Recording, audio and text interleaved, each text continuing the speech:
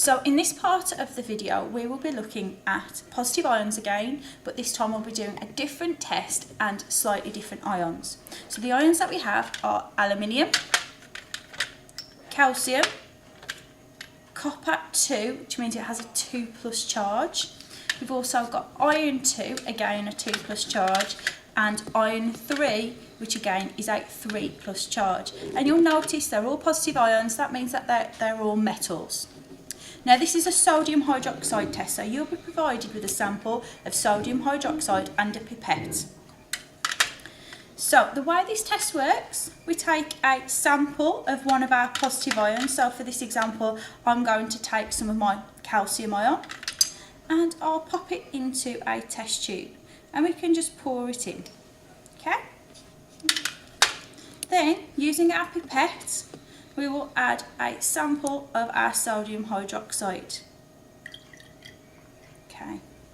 Now if you look closely, you will see we have a milky substance produced. When metal ions react with sodium hydroxide, it forms a metal hydroxide, which is often insoluble. Remember, if we have an insoluble product formed, then that means it's a precipitate, so we get little bits of solid in our mixture. Okay, now you will of course repeat them for all of your ions. Okay, so in the next part of the video we will be looking at tests for negative ions. So these are the non-metals.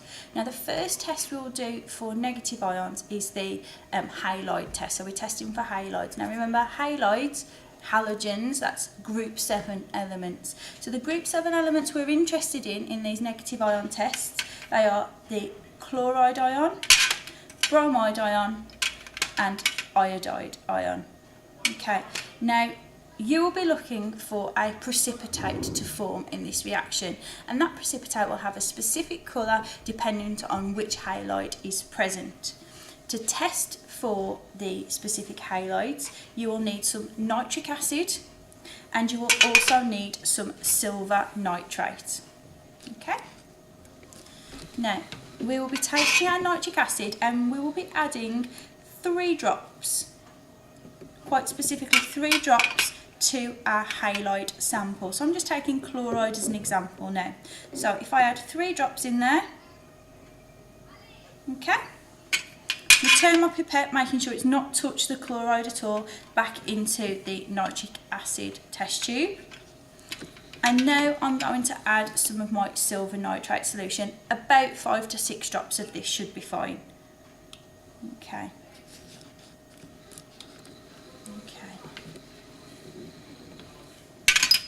And we will add that in to our solution. So then the next thing that we're going to do is to add in some of our silver nitrate. Around 5 to 6 drops will be absolutely fine.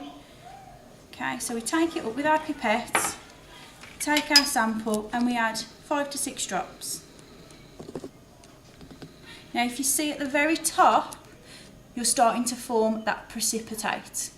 Okay, you'll need to note the colour of that precipitate and repeat the reaction for your bromide and iodide ions as well.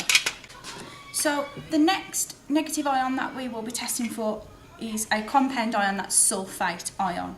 Now to test for this you will need some hydrochloric acid and you will also need some barium chloride. Now barium chloride is toxic, so you will need to be careful with that. Okay, so taking my pipette again, I'll add a few drops of hydrochloric acid to my sulphate solution and then I'll add a few drops of the barium chloride. Okay.